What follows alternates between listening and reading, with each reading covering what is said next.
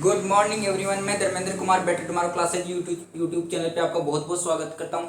उम्मीद करता हूँ आप सब अच्छे होंगे और बहुत बढ़िया अपने फील्ड में काम कर रहे होंगे। तो चलो आज अपन एक नया टॉपिक स्टार्ट करने वाले हैं, सेट। कौन सा बेटा जी? सेट। सेट को हिंदी में बोलते हैं समुच्चय। अपन बेसिक से चलेंगे। देखो सेट क्या होता है, सेट पढ़ेंगे अपन। सेट रिलेट होता है रिलेशन से, रिलेशन रिलेट होता है सॉरी सेट से, और रिलेशन से फिर आगे अपन पढ़ेंगे फंक्शन। क्या पढ़ेंगे? फंक्शन। और फंक्शन से फिर अपनी कैलकुलस आ जाती है। फंक्शन से अपनी आ जाती है कैलकुलस। कैलकुलस में लिमिट, कॉन्टिन्यूटी, डिफरेंशियबिलिटी, इंटीग्रेशन, ये सब डिफरेंशिएशन, ये चीजें आगे कैलकुलस में आ जाती है। और इसमें फंक्शन में ग्राफ वगैरह ये सब चीजें। लेकिन स्टार्ट कहाँ से होता है? सेट से। देखो सबका पढ़ाने का तरीका अलग अलग होता है। कुछ लोग पहले फंक्शन पढ़ा देते हैं, फिर सेट पढ़ाते हैं, फिर रिलेशन।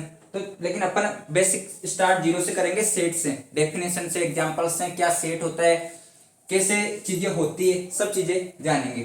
तो बेटा सेट क्या होता है? सेट को हिंदी में वो क्या बोलते हैं? समुच्चय। नॉर्मली सुनने को मिल जाता है सेट, क्या बहुत नॉर्मल जगह लिखा हुआ मिल जाता है। तो देखो सेट क्या होता है? सेट होता है एक सुपरिभाषित अवयव का संग्रह। सुपरिभाषित अवयव का संग्रह, जैसे वैसे बोल दूं 1 2 3, ये क्या है? सेट है बेटा जी। क्या है? सेट। इसमें कितने एलिमेंट है? 3। ये अंदर की जो होती है इनको बोलते हैं एलिमेंट। एलिमेंट। और इसको मंझले ब्रैकेट से दर्शाया जाता है, हिंदी में बोलते हैं अवयव। ठीक है बेटा जी, अवयव बोलते हैं। A well defined collection of elements is called set. अब बेटा जी वेल डिफाइंड, जो मैंने वर्ड यूज लिया वेल डिफाइंड, ये बहुत इंपॉर्टेंट वर्ड है। पूरी डेफिनेशन इसी वर्ड के पीछे चलती है। यहाँ पे वेल डिफाइंड का क्या मीनिंग है वो अपन जानेंगे। देखो पहले आप डेफिनेशन लिखो।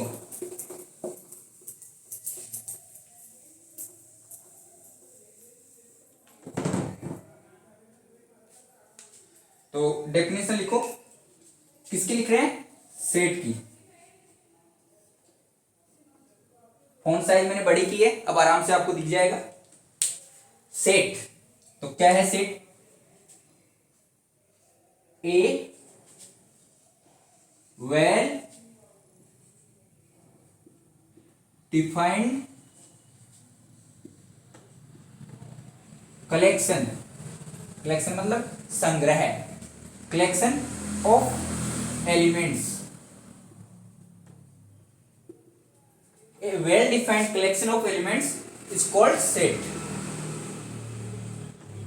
Is called set. अब देखो वेल डिफाइंड मतलब सुपरिभाषित। देखो एग्जाम्पल लिखो, एस सेट वे सभी विद्यार्थी जिन्होंने 10th में अच्छे मार्क्स प्राप्त किए हैं, या स्टूडेंट्स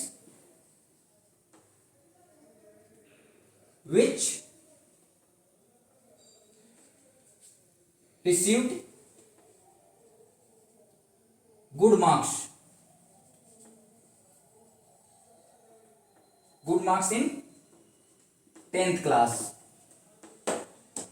अभी पीछे 10th का रिजल्ट आया ना, तो उसी की बात करते हैं। अब देखो बेटा जी गुड, अब किसी के 70% आए, किसी के 75% आए, किसी के 80 आए, किसी के 90 आए, तो आप गुड किसको गुड मानोगे? कोई स्कूल वाले के जिसके 90 प्लस 50 स्टूडेंट है वो 90 को गुड मानता है। किसी के 75 से ऊपर सिर्फ 15 स्टूडेंट है तो वो 75 को गुड मानता है। डिफाइन करने का तरीका अलग अलग है। तो इस गुड को, ये गुड यहाँ पे वेल डिफाइंड नहीं है। क्या नहीं है? वेल डिफाइंड नहीं है, तो ये आपका सेट नहीं होगा। समझ रहे हो? दूसरी चीज लिखो, students which received above 90%। In 10th class.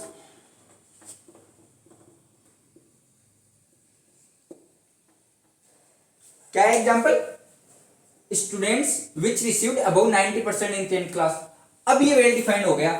अब अपने पास लिस्ट आ जाएगी, लिस्ट बना देंगे अपन कि जितने भी स्टूडेंट है जिनके 90% से अबव आए हैं वो गुड, उनकी लिस्ट बनानी है। तो ये क्या हो जाएगा अपना सेट हो जाएगा, ये सेट हो जाएगा। ये वेल डिफाइंड है, ये वेल डिफाइंड नहीं था,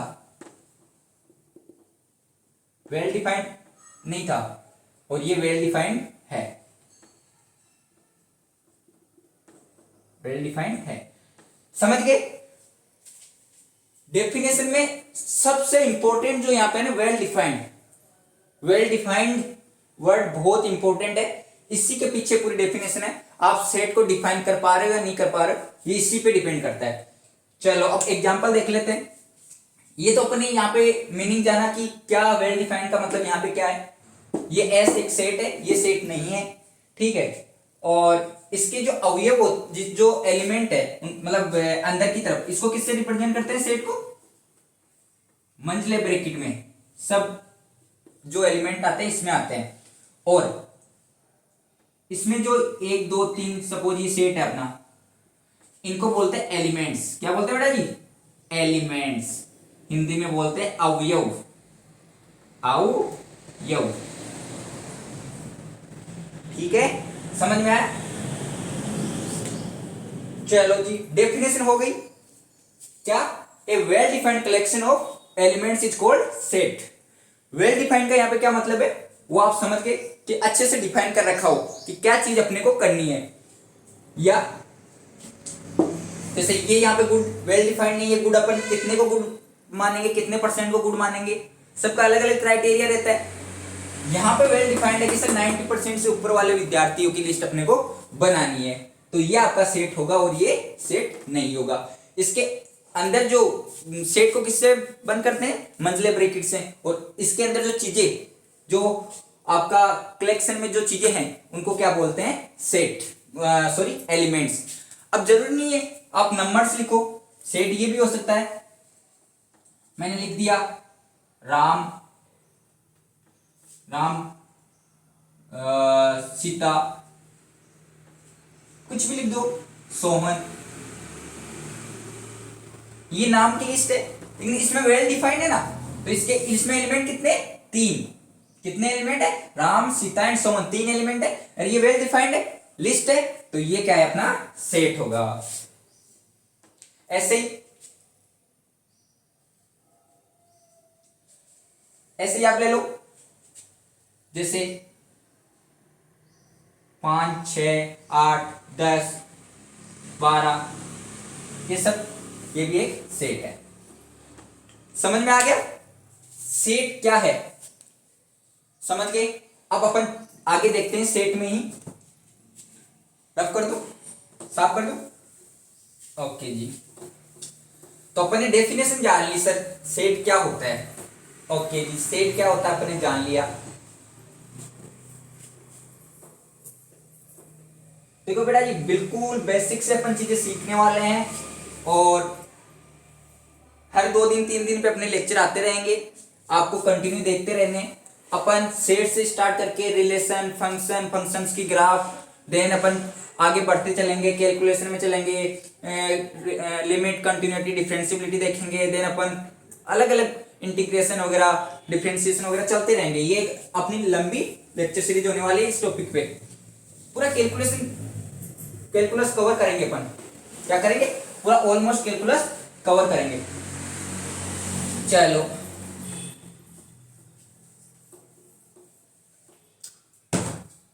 देखो बेटा, सेट अपन ने डेफिनेशन जान ली।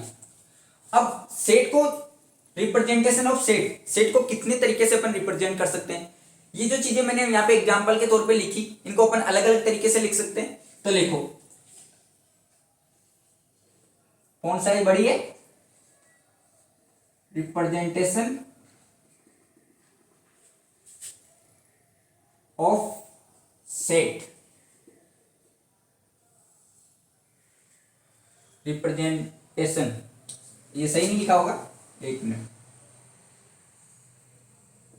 Representation of set. सेट को कितनी तरीके से रिप्रेजेंट कर सकते हैं? एलिमेंट्स को अलग अलग तरीके से लिख सकते हैं। उसी को हिंदी में बोलो तो सेट का निरूपण। बेटा हिंदी वाले सुनते रहना मैं क्या वर्ड यूज ले रहा हूं, क्योंकि लिख रहा हूं मैं सिर्फ इंग्लिश में। सेट का निरूपण, सेट का निरूपण अपन करते हैं दो तरीके से। कितने तरीके से करते हैं बेटा जी? दो तरीके से। इसको एक होता है अपना लिस्टिंग मेथड, लिस्टिंग फॉर्म। नाम से स्पष्ट है कि सर जितने भी एलिमेंट है उनकी लिस्ट अपने पास आ गई तो लिस्टिंग फॉर्म होगा। इसी को अपन बोलते हैं रोस्टर फॉर्म। क्या बोलते हैं बेटा जी? Roster form. Roster form. और इसी को दूसरा अपन बोल सकते हैं टेबुलर फॉर्म। टेबुलर फॉर्म ये एक ही है। लिस्टिंग फॉर्म बोल दो, रोस्टर फॉर्म बोल दो या टेबुलर फॉर्म बोल दो। चलो इसके बाद दूसरा किस तरीके से रिप्रेजेंट कर सकते हैं सेट को? वो है set builder form. Set builder form.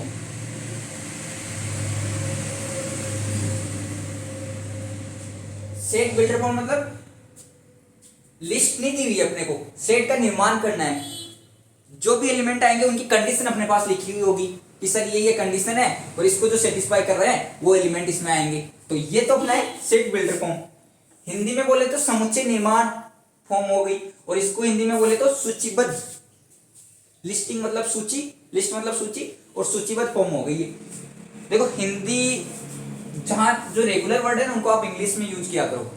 Hindi में कुछ वर्ड इजीली नहीं ले पाते हैं अपन, और दिमाग में नहीं रहता, लेकिन लिस्टिंग फॉर्म और सेट बिल्डर फॉर्म बहुत इजीली आपको दिमाग में हो जाएंगे। तो चलो दो फॉर्म हो गए। अब इन दो फॉर्म के बारे में अपन जानते हैं कि क्या होती है सर। दो तरीके से अपन सेट को रिप्रेजेंट कर सकते हैं। अब ये अलग अलग क्या है, इनमें क्या डिफरेंस है? तो देखो इसमें क्या होता है, चीजें समझना। इसमें क्या होता है, इसमें लिस्ट दी होती है एलिमेंट्स की। Here we have list of elements। ठीक है जी, पहली चीज here we have list of elements, यहां पे अपने पास लिस्ट रहती है एलिमेंट्स की। दूसरी चीज, इसमें जो एलिमेंट्स है ना उनको किससे सेपरेट किया जाता है बेटा जी? कोमा से। एलिमेंट्स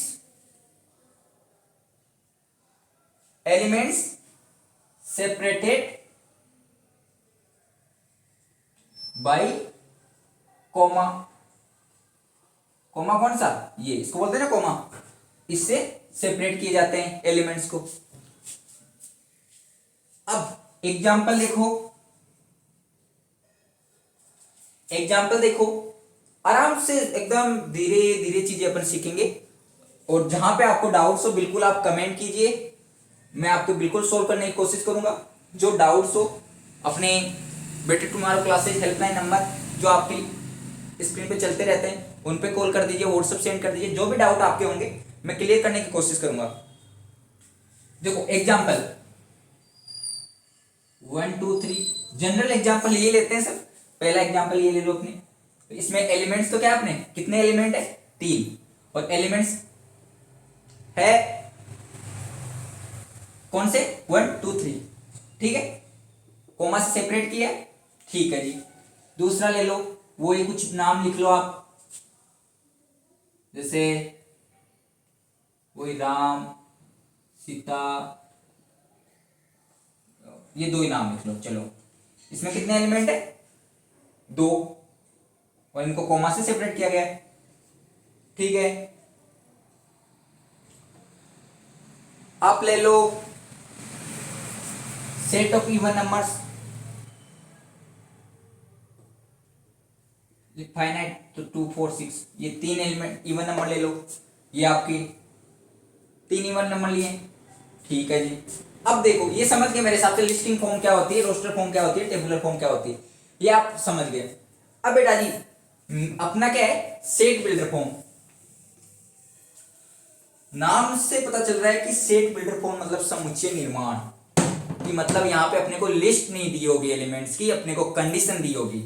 तो इसमें क्या होती है अपने को, given here we have conditions of elements which satisfy. ठीक है, एग्जांपल ले लो, एग्जांपल s इक्वल, ये लगा दो x, देखना किस तरीके से निर्माण हो रहा है सेट का। x ये क्या है, एक एलिमेंट है सेट s का, जो कि क्या सेटिस्फाई करता हो, 0 से बड़ा बराबर x एंड 3 से छोटा या बराबर। तो इसमें कौन से एलिमेंट आएंगे, अब ये कंडीशन दे रखी है अपने को, अब इस कंडीशन को सोल्व करके अपने को यहाँ पे एलिमेंट्स लिखने हैं। अब अपन इसको रोस्टर, ये है अपनी सेट बिल्डर फॉर्म, और इसको अगर रोस्टर में लिखें, रोस्टर में कन्वर्ट करें तो एस अपना क्या होगा, या सेट लिस्टिंग फॉर्म में कन्वर्ट करें तो एस अपना होगा 0 0 0 से बड़ा या बराबर है। ठीक है जी, 1 2 3, ये अपना हो गया लिस्टिंग फॉर्म में कन्वर्ट हो गया। ये फॉर्म क्या अपनी सेट बिल्डर फॉर्म, और ये है अपनी लिस्टिंग फॉर्म। ठीक है, एग्जाम्पल से चीजें इजीली समझ में आती है, एग्जाम्पल से अपने कंसेप्ट बहुत इजी वे में क्लियर हो जाते हैं। चलो एक एग्जाम्पल और लो, जो मैंने एग्जाम्पल लिया था ना कि 90% से ऊपर प्राप्त करने वाले विद्यार्थी, तो वो क्या था, सेट बिल्डर फॉर्म में लिखा हुआ था। उन विद्यार्थियों की जब अपन लिस्ट बना लेंगे तो लिस्टिंग फॉर्म में अपन लिख देंगे। ठीक है, ये लो x सच दैट x² - 1 = 0।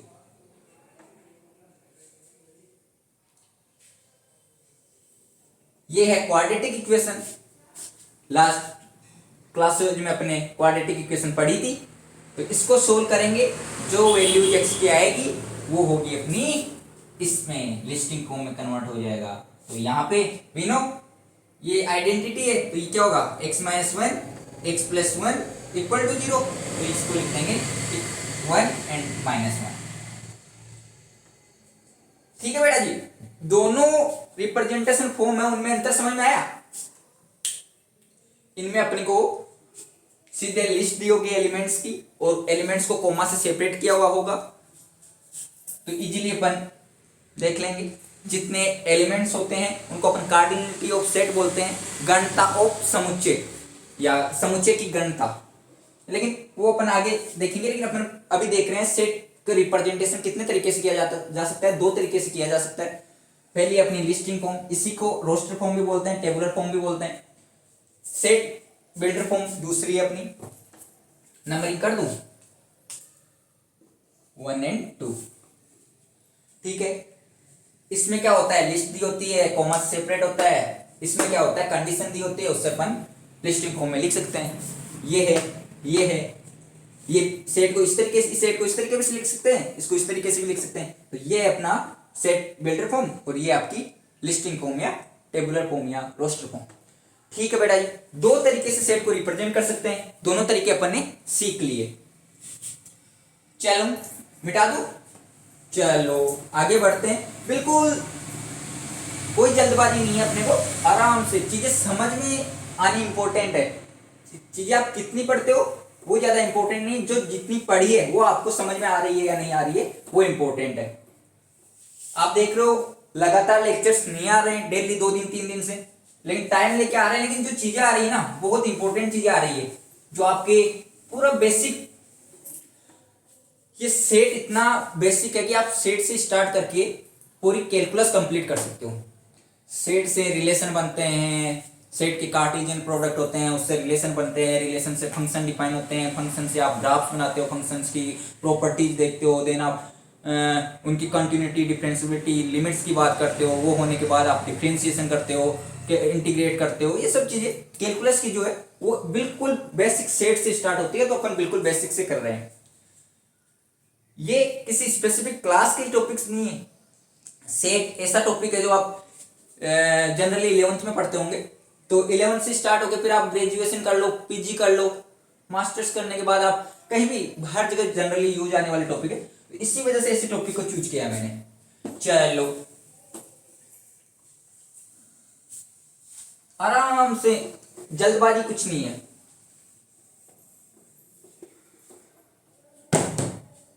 अब अपन करेंगे टाइप्स ऑफ सेट। कुछ जो स्टैंडर्ड टाइप के सेट है उनकी बाद में बात करेंगे, टाइप्स ऑफ सेट की बात करते हैं। तो पहले क्या कर रहे हैं अपन बात, टाइप्स ऑफ सेट्स या सेट। कितने प्रकार के समुच्चय, तो कुछ स्पेसिफिक जो है उनकी अपन बात कर रहे हैं। पहले आप ले लो, कौन सा है, नल सेट। नल सेट आराम से दिख रहा है, कौन सा है, बड़ी है, इसको बोलता है एम्प्टी सेट। हिंदी में बोले तो रिक्त समुच्चय। नाम से स्पष्ट है, सॉरी ई कैपिटल कर लो, एम्प्टी सेट। एम्प्टी सेट नाम से स्पष्ट है। नल सेट, रिक्त समुच्चय, हिंदी में रिक्त समुच्चय बोल दो, नल सेट बोल दो, एम्प्टी सेट बोल दो, जो आपकी इच्छा वो बोल दो। लिखो, ए सेट, ए सेट एक समुच्चय विच जो कि do not have any element. बेटा ये चीजें अपने को समझनी है, कंसेप्ट अपने क्लियर करते जाना है। ये सेट लिखना, नोट्स बनाना, ये चीजें बात की है, समझ में आना इंपॉर्टेंट है। तो आप इतनी चीज तो, इतने जो लोग देख रहे हैं, जो ये तो सब समझदार है कि कभी कभी जैसे मिस्टेक्स, स्पेलिंग मिस्टेक, ये सब चीजें गलतियां नहीं होती इन चीजों से, मतलब ये चीजें तो जनरल है, हो जाती है मिस्टेक। तो इन चीजों को गौर न करके अपने को चीजों को सीखना है। A set which do not have any element. Element मतलब अवयव, एक समुच्चय जो कि कोई अवयव नहीं रखता है। विच डू नॉट हैव या डज नॉट हैव,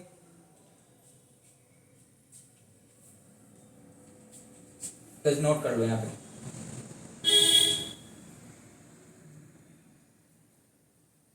हिंदी में बोलो तो एक समुच्चय जो कि कोई अवयव नहीं रखता हो। ठीक है, इसको बेटा जी फाई से रिप्रेजेंट करते हैं। कौन से को, नल सेट को।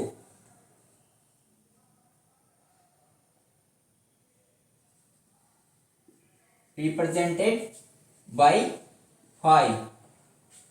फाई क्या बोलते हैं, फाई से। ऐसे भी रिप्रेजेंट करते हैं, कोई एलिमेंट नहीं है इसमें, सही, ठीक है। ऐसा सेट या ऐसा समुच्चय जिसके पास कोई अवयव नहीं हो, क्या कहलाता है बेटा जी, नल सेट कहलाता है, एम्प्टी सेट कहलाता है, रिक्त समुच्चय कहलाता है। इसको फाई से रिप्रेजेंट करते हैं। किससे रिप्रेजेंट करते हैं, फाई से। एग्जांपल्स, पहला एग्जांपल दो,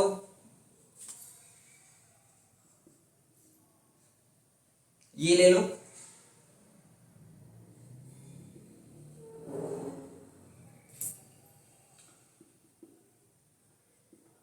दूसरा ले लो,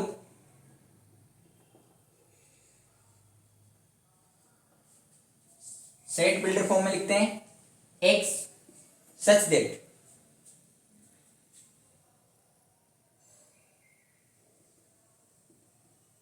x belongs to n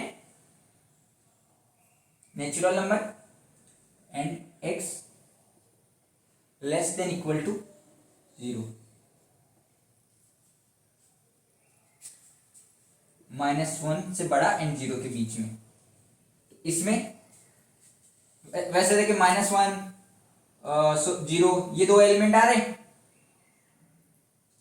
वैसे बहुत से एलिमेंट आ रहे हैं -1 से 0 के बीच में, लेकिन नेचुरल नंबर क्या है, 1 से स्टार्ट होता है, 1 2 3 ये नेचुरल नंबर होते हैं, तो इसमें कोई एलिमेंट नहीं आएगा, ये 5 है। समझ रहे हो? देखो -1 0 एक इंटरवल हो गया, ये जानते हो तो -1 0, इसके बीच में अनंत काउंटेबल मतलब परिमेय परिमेय संख्याएं हैं इसमें, लेकिन नेचुरल नंबर नहीं है कोई भी। लेकिन अपने को दिया क्या है कि x किससे होना चाहिए, नेचुरल नंबर से, ठीक है। तो इसमें कोई सेट, इस सेट में कोई एलिमेंट नहीं आएगा। नल सेट समझ गए होंगे, नल सेट क्या होता है, a set which does not have any element क्या कहलाता है, null set. A set is called null set if does not have any element, ठीक है। चीजें अपने को समझनी है, समझ में आ गया? चलो बेटा जी आगे बढ़ते हैं।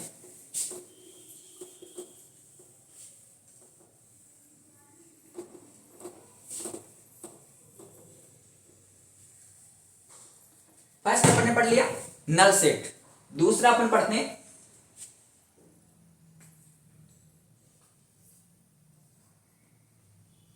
Singleton set.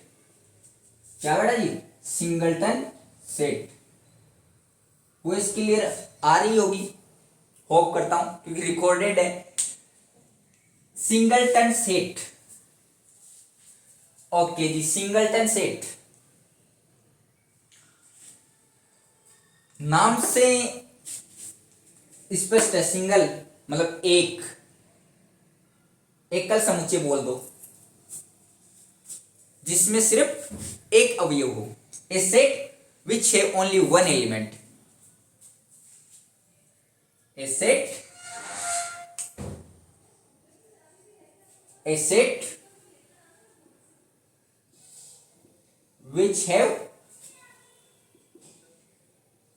only one element। क्या बेटा जी, only one element। a set which have only one element, ऐसा समुच्चय जो कि सिर्फ एक अवयव रखता हो क्या कहलाता है, singleton set. Singleton set example ले लो, पहला एग्जाम्पल लो, सिंगलटन सेट है एस,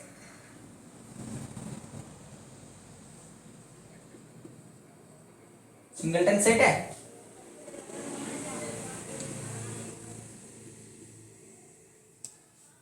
ध्यान रखना यहां पे फाई एक सेट नहीं है, फाई एक एलिमेंट है।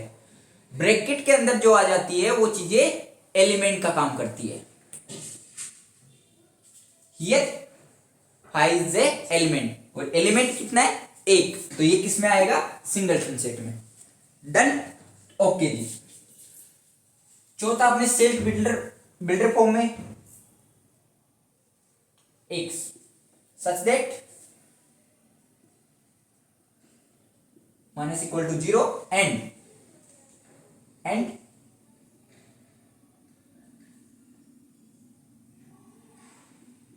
x 0 से बड़ा होना चाहिए। दो कंडीशन है, इसको सेटिस्फाई करना चाहिए एंड 0 से बड़ा होना चाहिए।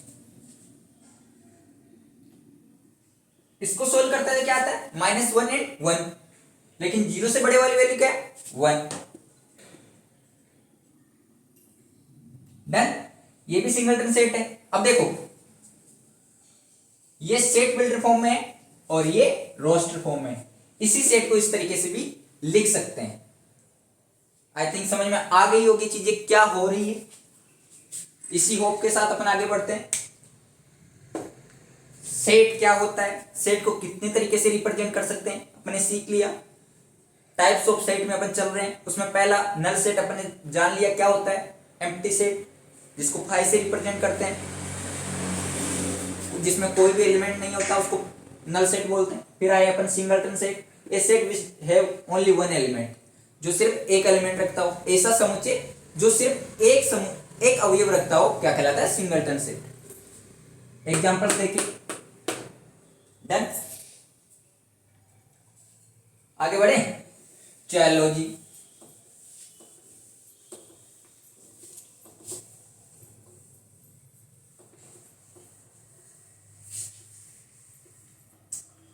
बिल्कुल बेसिक चीजें हैं, आराम से सीखते चलेंगे। तीसरी टाइप ऑफ सेट में चलते हैं, finite set.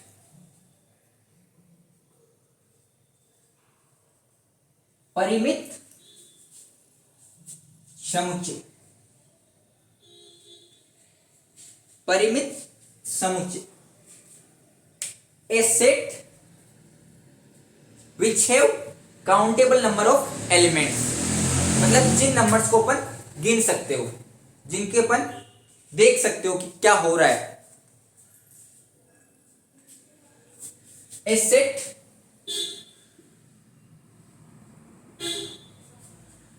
which have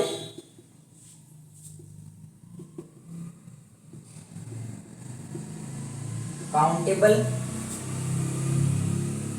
numbers of countable numbers of elements।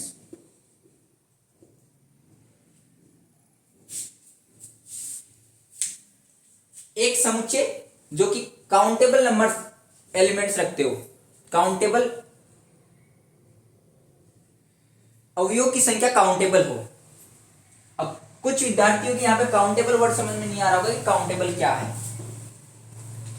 वैसे आप जनरली ले सकते हो कि जिनको पता नहीं सकते, लेकिन अगर आगे अपन काउंटेबल अनकाउंटेबल पढ़ेंगे तब पता चलेगा कि कुछ सेट जो अपने को काउंटेबल दिखते नहीं है वो भी काउंटेबल होते हैं। लेकिन यहाँ पे तो बस समझ सकते हैं कि फाइनाइट मतलब परिमित जिनमें हो। तो पहला एक एग्जाम्पल ले लो आप, एस कोई भी 1 2 3 जो अपन जनरल लेते हैं, परिमित है, अवयव काउंट कर पा रहे हैं। दूसरा ले लो आप वही x square minus 2x, 3x ले लो प्लस 5 इक्वल टू 0। यहाँ पे कुछ भी नहीं दिया हो कि x रियल नंबर है या नेचुरल नंबर है, तो इसको सोल्व करके जो भी एलिमेंट आ रहे हैं, कॉम्प्लेक्स भी आ सकते हैं, वो यहाँ पे पुट कर सकते हो। तो ये सब काउंटेबल है। मतलब मैक्सिमम कितने होंगे, रूट तो 2 होंगे ना मैक्सिमम, क्वाड्रेटिक इक्वेशन में मैक्सिमम कितने रूट होंगे, 2 होंगे, तो ये काउंटेबल है। ठीक है, तो क्या हो गया, फाइनाइट सेट। अब जो फाइनाइट नहीं होगा वो क्या होगा, इनफाइनाइट सेट, जिसमें मतलब नंबर काउंटेबल नहीं हो। देखो एक natural number, set of natural number क्या होता है, वैसे स्टैंडर्ड सेट में अपन पढ़ेंगे, ये क्या होता है 1 2 3, 1 से बड़े प्राकृत संख्या है, यूं चलती रहती है।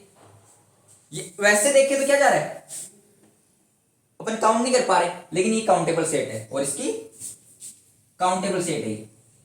वो कैसे, वो आगे अपन जब पढ़ेंगे तब अपने को देखने को मिलेगा। लेकिन अभी अपन सिर्फ डेफिनेशन समझ रहे हैं कि फाइनाइट सेट क्या होता है। तो फाइनाइट सेट की डेफिनेशन आपने यहाँ पे सीखी और उससे एग्जांपल से आपने देखे। और बेटा जी जो फाइनाइट नहीं होगा वो क्या होगा, इनफाइनाइट, जिसमें काउंटेबल नंबर्स ऑफ एलिमेंट नहीं होंगे, अनकाउंटेबल होंगे, वो क्या होगा, इनफाइनाइट सेट। तो इनफाइनाइट सेट की डेफिनेशन आपको लिखाने की जरूरत नहीं है, जो फाइनाइट नहीं है वो है इनफाइनाइट। ये टाइप्स ऑफ सेट अपन ने पढ़ लिए जी। ओके, रिमूव कर दूं, चलो जी। अब बेटा जी मैंने अभी एक वर्ड यूज लिया था, कार्डिनलिटी ऑफ सेट, जब सेट की डेफिनेशन पढ़ रहे थे तब यूज लिया था ना। तो चलो लिख लो, हिंदी में बोलते हैं गणता ऑफ समुच्चय। कार्डिनलिटी ऑफ सेट, परिभाषाएं हैं, दिमाग में रहेगी, आराम से सब चीजें हो जाएगी।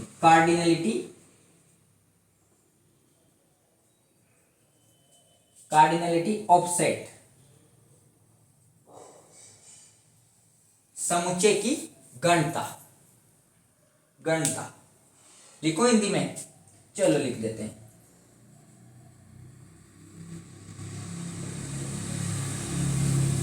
समुच्चय की गणता।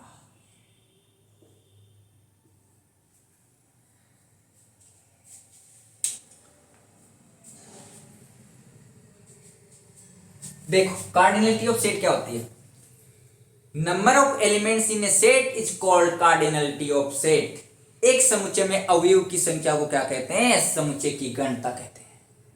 क्या बेटा जी, इतनी देर जो सेट पढ़ रहे थे उनमें जितने अवयव होते हैं उसको बोलते हैं कार्डिनलिटी ऑफ सेट, समुच्चय की गणना।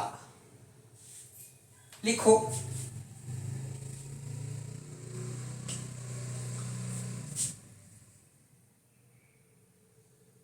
Number of elements in a set is called cardinality of a set. Number of elements in a set is called cardinality of set. चीजें समझनी है। एक समुच्चय में अवयव की संख्या को समुच्चय की गणना बोलते हैं।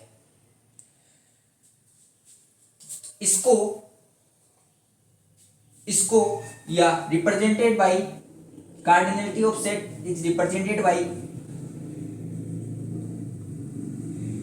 Cardinality of a set is represented by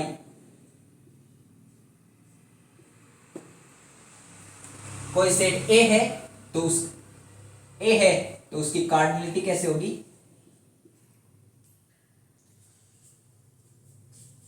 चीज समझ में आ रही होगी। हो क्या रहा है? डेफिनेशन है नॉर्मली, कुछ नहीं, दिमाग में रखनी। एग्जांपल ले लो, वही जनरल जिंदाबाद। 1 2 3 कार्डिनलिटी ऑफ एस, कितने एलिमेंट है? 1 2 3 3।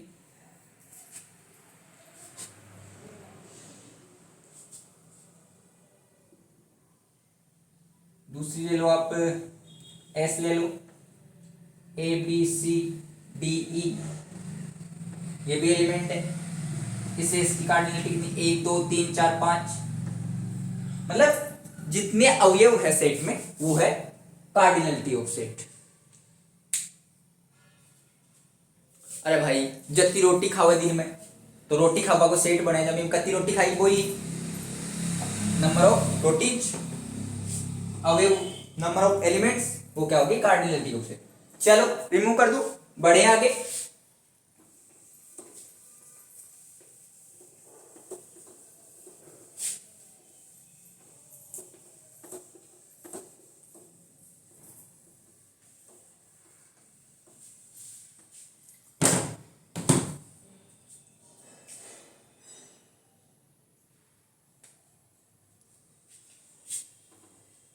डेफिनेशन लिखो, इक्वल सेट या इक्वल सेट से पहले आप लिख लो subset. Subset of a set, subset of a set, समुच्चय का उपसमुच्चय। सबसेट ऑफ ए सेट, समुच्चय का उपसमुच्चय। बहुत ही इंपॉर्टेंट है बेटा जी सबसेट। आगे आप सीखोगे कितने सबसेट होंगे, कैसे सबसेट होंगे, power set, set of subsets is power set, मतलब बहुत इंपॉर्टेंट है, सीखना है क्या होता है सबसेट। डेफिनेशन है, ए सेट, हिंदी में बोलूं पहले, एक समुच्चय ए समुच्चय बी का, एक समुच्चय ए समुच्चय बी का उपसमुच्चय कहलाता है यदि ए का प्रत्येक अवयव बी में हो। क्या बात करते हो? मतलब एक सेट ए है वो बी का उपसमुच्चय होगा कि ए के जितने भी एलिमेंट्स आ रहे हैं वो बी में हो।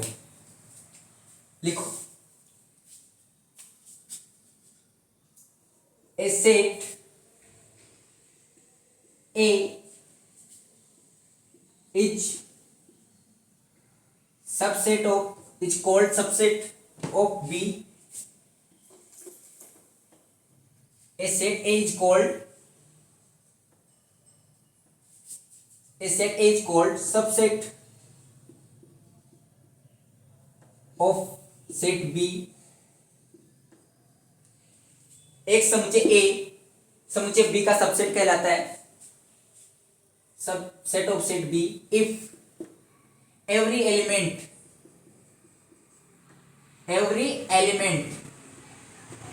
ऑफ ए का प्रत्येक अवयव of A is in set B. A set A is called subset of set B if every element of A is in B. Set A का प्रत्येक अवयव अगर सेट B में है तो A सेट B का उपसमुच्चय होगा। इसको कैसे डिनोट करते हैं? A subset of B, B का सबसेट है A, मतलब A का प्रत्येक अवयव B में है। एग्जाम्पल ए है यहां पे 2 3 4, बी है अपना 1 2 3 4 5। ए में कौन कौन से एलिमेंट है बेटा जी? 2 3 4। बी में है कि नहीं? 2 3 4 है, तो यहां पे ए क्या होगा? सॉरी, बी का सबसेट, उपसमुच्चय।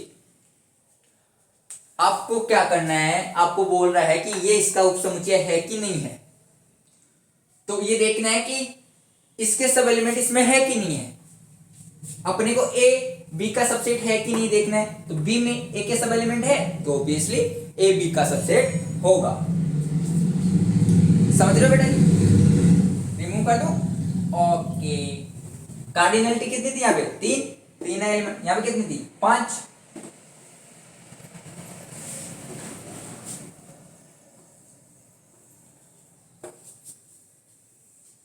कैसे दर्शाते हैं? याद है सबसेट कैसे दर्शाते हैं? और बी अगर ए का हो तो मतलब इधर वाला क्या होगा? बड़ा। जिसकी तरफ ये मुंह खुला वो होगा बड़ा सेट। इससे मतलब उसमें इस सेट के इधर वाले के पूरे अवयव होने चाहिए। ठीक है, ओके सर। सबसेटों पे सेट अपन समझ गए, डेफिनेशन क्या है क्या नहीं। अब बेटा जी एक और इसी की छोटी सी डेफिनेशन, सबसेट का ही एक पार्ट बोल सकते हैं, प्रॉपर सबसेट। सेम डेफिनेशन,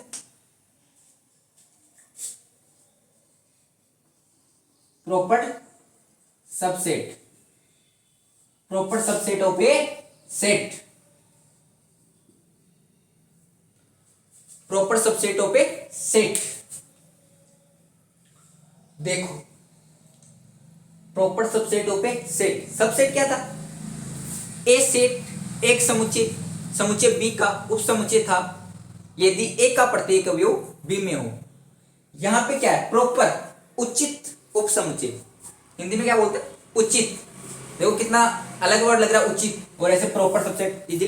तो कुछ वर्ड होते हैं जो इंग्लिश में अपने को इजी याद रहते हैं, तो उनको आप इंग्लिश में ही याद किया करो। Proper subset of a set, एक समुच्चय ए समुच्चय बी का प्रॉपर सबसेट होगा या उचित उपसमुच्चय होगा यदि ए का प्रत्येक अवयव बी में हो तथा साथ में एटलीस्ट वन, कम से कम एक अवयव ऐसा हो जो ए में बी में है लेकिन ए में नहीं है।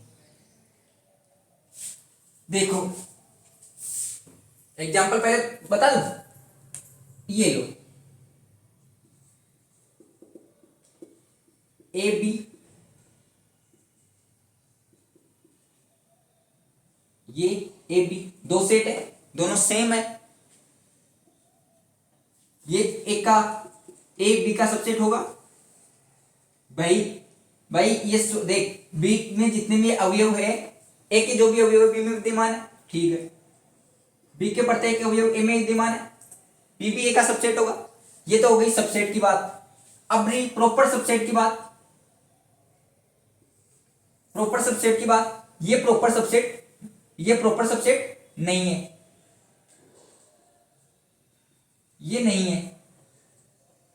प्रॉपर सबसेट में एक अधिक होना चाहिए अवयव, जैसे ये होगा बी एंड ये होगा ए बी सी, ये ए प्रॉपर सबसेट है बी का। एटलीस्ट वन एलिमेंट, कम से कम एक अवयव है जो ए से ज्यादा है बी में, तो ये क्या होगा प्रॉपर सबसेट। डेफिनेशन लिखो,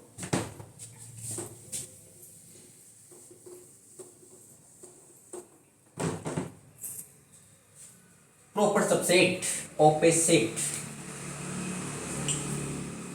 a set A is called proper subset of set B if every element of A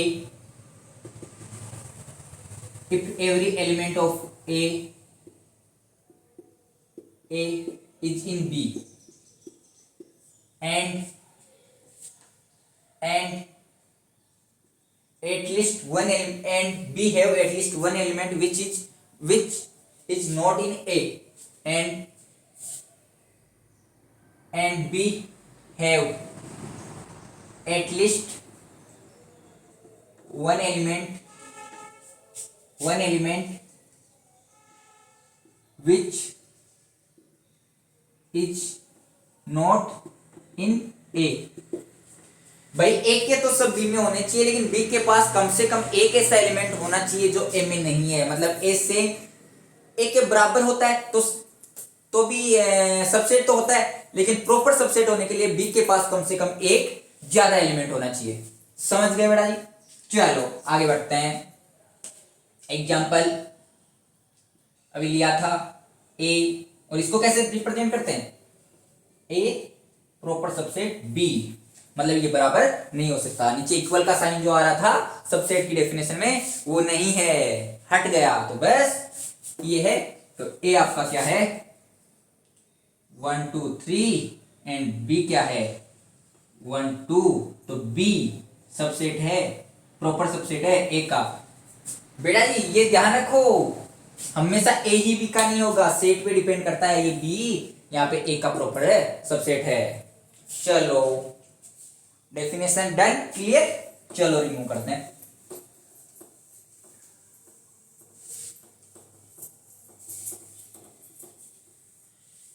बेटा जी कैसा भी डाउट हो बिल्कुल दिमाग में नहीं रखना है, क्लियर कर लेना है, पूछ लेना है। अब देखो दो डेफिनेशन और देखते हैं, फिर अपन सबसेट हो गया, प्रॉपर सबसेट हो गया, टाइप्स ऑफ सेट हो गए, रिप्रेजेंटेशन हो गया, सेट क्या होता है हो गया। अब दो डेफिनेशन और देख लेते हैं। कार्डिनलिटी ऑफ सेट हो गई, इसके बाद अपन कुछ स्टैंडर्ड सेट पढ़ेंगे नेक्स्ट लेक्चर में, अभी तो ठीक है। एंड देन अपन कैसे सबसेट काउंट करते हैं वो सीखेंगे, चीजें आगे बढ़ते जानी है। चलो दो डेफिनेशन और लिख लो।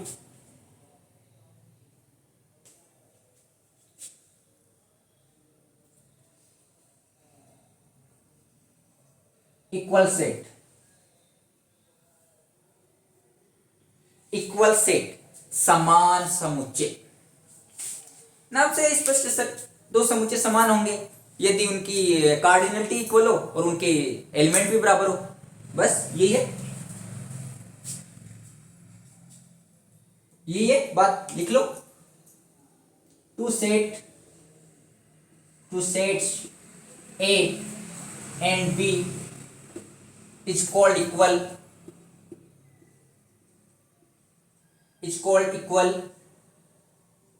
if पहला cardinality of A equal to cardinality of B, दूसरा एलिमेंट्स ऑफ A, और जो एलिमेंट A में है वो भी B में होनी चाहिए। Elements of A equal two elements of B, मतलब जो एलिमेंट A में है वो ही B में होने चाहिए। एग्जांपल ले लो,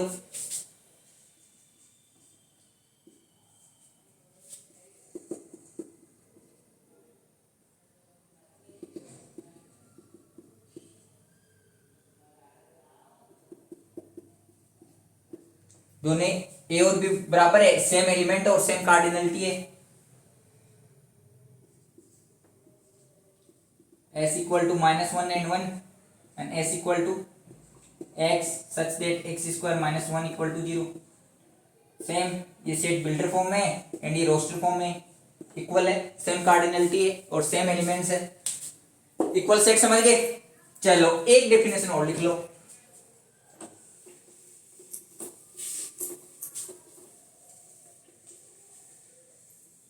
क्या है? Equivalent set. Equivalent set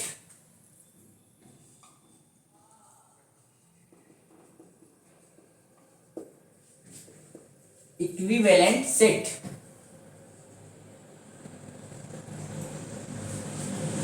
equivalent set क्या होता है?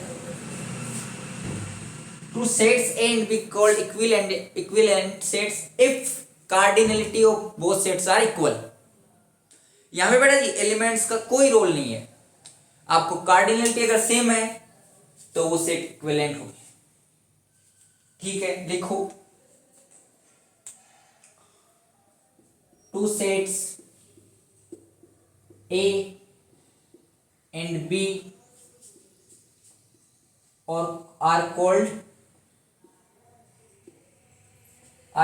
इक्विवेलेंट सेट्स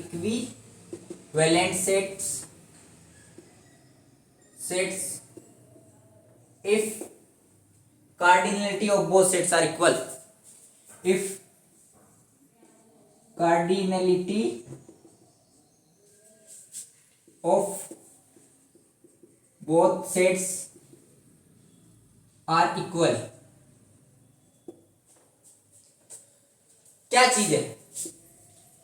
कोई भी सेट हो, कार्डिनलिटी अपन को पता है क्या होती है, वो बस सेम होनी चाहिए। मतलब अदर वर्ड्स में बोले तो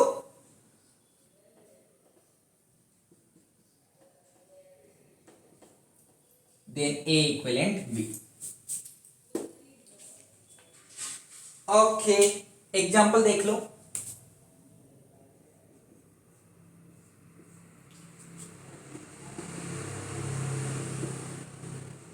वन टू थ्री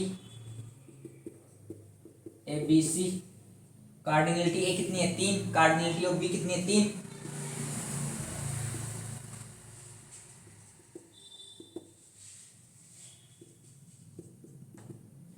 ठीक है, तो दोनों की कार्डिनलिटी सेम है तो क्या होंगे? इक्विवेलेंट सेट होंगे।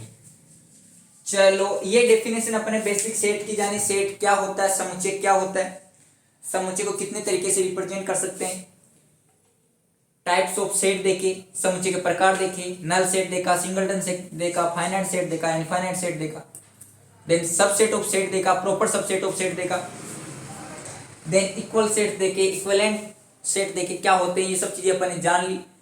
कल देखेंगे अपन, मतलब नेक्स्ट लेक्चर जब भी आएगा तो उसमें देखेंगे अपन some standard set, integers, set of integers, set of complex, set of परिमेय क्या हो जिनको rational number, irrational number, set of irrational number, set of rational number, then set of integers, set of real number,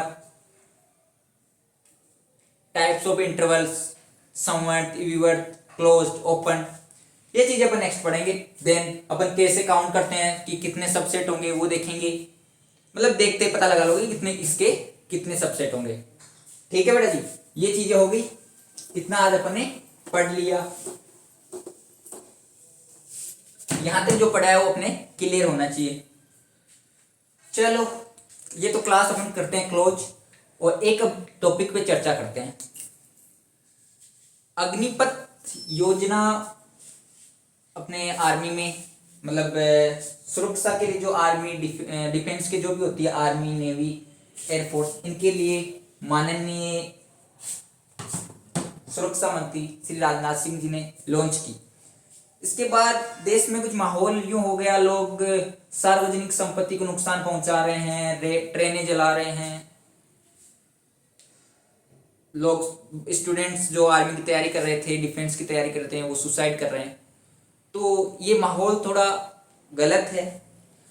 जो students suicide कर रहे हैं please ऐसा न करें। देखो कोई भी चीज एक बार आती है तो नहीं होती है तो सबको ऑकवर्ड लगता है, अलग लगती है, और उसका सॉल्यूशन भी होता है अपन सब चर्चा करके। लास्ट टाइम जो किसान आंदोलन, किसान नियम, किसानों के लिए नियम लाए थे केंद्र सरकार, उसको भी हटवाया गया था। उसी तरीके से अगर अपने लिए गलत है तो अपन विरोध करके हटा सकते हैं, लेकिन प्लीज जो ये कदम आप उठा रहे हैं सुसाइड वाला, ये जो भी, ये ना करें। दूसरी चीज जो कल 2-3 दिन से देख रहे हैं, सार्वजनिक संपत्ति को नुकसान, हिंसा कर रहे हैं, पुलिस वालों से मारपीट कर रहे हैं, कुछ राजनीतिक दल अपनी रोटियां सेकने के चक्कर में स्टूडेंट्स को घसीट रहे हैं इधर उधर। तो प्लीज ये ना करें, क्योंकि सार्वजनिक संपत्ति को नुकसान पहुंचाना मतलब एक तरह का अपने खुद को नुकसान पहुंचाना है। खुद का अपना अपन, ये चीजें अपनी है, ट्रेन है, ये सब चीजें अपनी है जो अपने को सुविधाएं प्रदान करती है। बसें हैं, इनको जलाना तोड़ना ये गलत है, क्योंकि देखो जब इन चीजों को सही किया जाएगा तो बजट कहां से आएगा? आपके पैसे जो टैक्स में गए उन्हीं में से। तो जो बजट सरकार कहीं जॉब, नौकरियां लाने के लिए लगा रही है, कोई सुविधाएं लाने के लिए लगा रही है, वो बजट कम होगा, उसका कहीं ना कहीं नुकसान अपने को ही भुगतना है। कुछ बेगुनाह जो इन चपेट में आ रहे हैं, तो ये गलत है। तो इन चीजों को रोके और अपना खुद का ध्यान रखें। देखो एक चीज बताऊं, परिवर्तन इंडिया, मैंने किसी महान एक टीचर के लेक्चर में सुना था कि भारत में परिवर्तन अस्वीकार्य है। भारत एक ऐसा देश है जिसमें कोई भी एक अच्छी चीज भी आ रही है ना तो वो एक बार तो स्वीकार नहीं होता। अपन एक ये कंबल में सोने लग जाते हैं ना तो अपने को आदत लग जाती है कि कंबल भी अपन चेंज नहीं करते हैं। बेड का मुंह दूसरी तरफ हो जाता है ना तो यूं लगता है, थोड़ा मन सा नहीं लगता यार आज चेंज कैसे लग रहा है, वापस वैसे ही करते हैं तभी नींद आती। बात सही है, परिवर्तन स्वीकार्य नहीं है, जो जैसे चलते आ रहे थे वो चीजें हैं, लेकिन अगर परिवर्तन अच्छा हो तो उसको स्वीकार करना चाहिए, अगर परिवर्तन अच्छा नहीं हो तो उसका विरोध करना चाहिए। अब अपन इस पे तो चर्चा नहीं करेंगे कि अग्निपथ किसके लिए सही है किसके लिए गलत है। देखो कुछ कोई चीज आती है तो गलत भी होता है, उसमें सही भी होता है, उसको चेंज भी किया जाता है। अगर आपके लिए गलत है तो उसको हटाया भी जाता है। लेकिन जो चीजें हो रही है ना, हिंसा फैल रहा है, ये चीजें कहीं ना कहीं गलत है। एक वहां मैं क्या बता रहा था कि परिवर्तन स्वीकार्य नहीं है। मैं देख रहा था यूं तो मेरे सामने आ गया था लेक्चर, मैं किसी टीचर का नाम नहीं लूंगा, वो बोल रहे थे कि जब भारत में रंगीन टीवी आया था ना,